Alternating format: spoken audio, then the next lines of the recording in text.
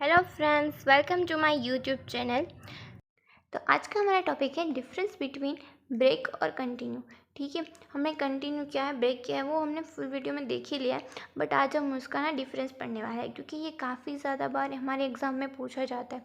ठीक है, तो चलिए स्टार्ट करते हैं।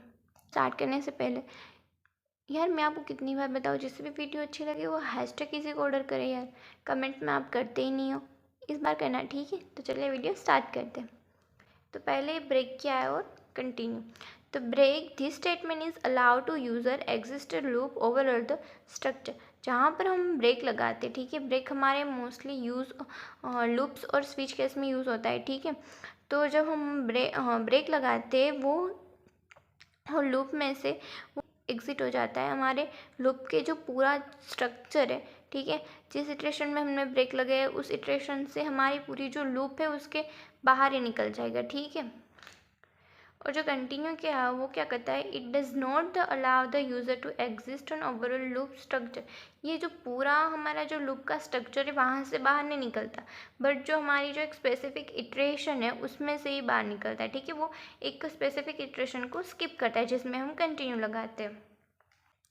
Break statement usually used with a switch case and it's also used with a while loops, do while loops and for loops।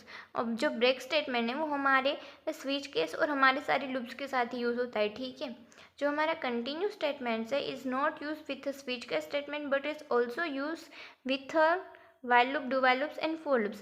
ये जो हमारा कंटिन्यू स्टेटमेंट्स है वो सिर्फ हमारे लूप्स के साथ ही यूज़ होता है। ठीक है, उसे हम स्विच केस में यूज़ नहीं करते। ठीक है, स्विच केस में हमारा ब्रेक यूज़ होता है।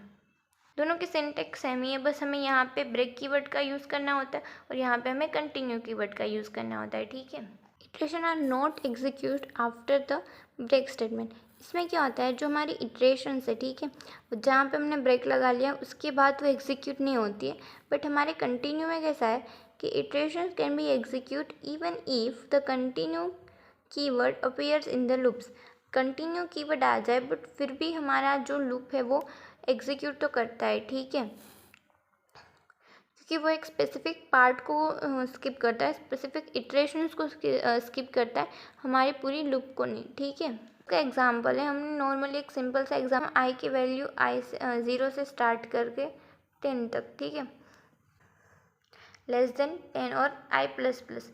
जब हमारी आई की वैल्यू 4 होगी तब हमारी लूप जो है वो ब्रेक कर जाएगी और यहाँ पे हमने आई को प्रिंट करवाया है। ठीक है, और रिटर्न 0 करके हमारा मेन कंप्लीट।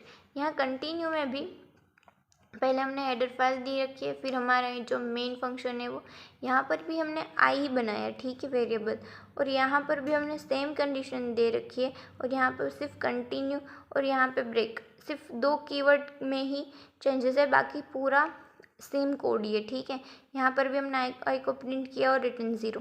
ठीक है, यहाँ पे क्या होगा कि हमारा 0 1 2 3 3 तक प्रिंट होगा और जब वो 4 में आएगा ना तो वो 4 प्रिंट नहीं करेगा और हमारी लूप पूरा, हमारी जो लूप है वो एग्ज़िट कर जाएगी। ठीक है, यहाँ पे ऐसा नहीं होगा, यहाँ पे हमारा आउटपुट आएगा 0 1 2 3 और 4 को जो वो स्किप कर देगा और फिर 5 6 7 8 9 और 10। ठीक है, इसका 9 ही आएगा, 10 नहीं आएगा क्योंकि इक्वल्स टू नहीं दिया।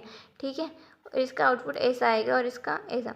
तो आप दोनों प्रोग्राम्स जो है वो खुद से एग्जीक्यूट करना और आउटपुट क्या आता है मुझे बताना। ठीक है, जो वीडियो अच्छी लगे तो लाइक करें, शेयर करें, सब्सक्राइब करें। Thank you for watching.